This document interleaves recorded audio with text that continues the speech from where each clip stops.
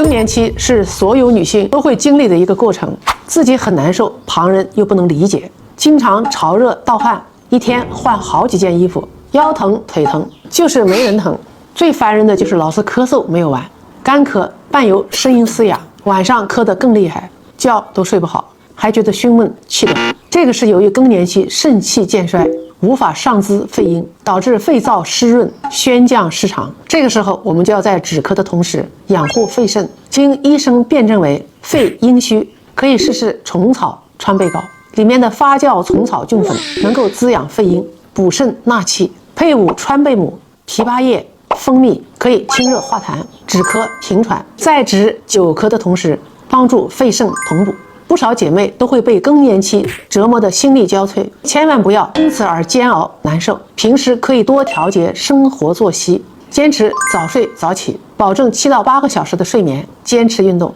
做一些瑜伽、慢跑之类的，有利于调节内分泌。关爱自己，从日常做起。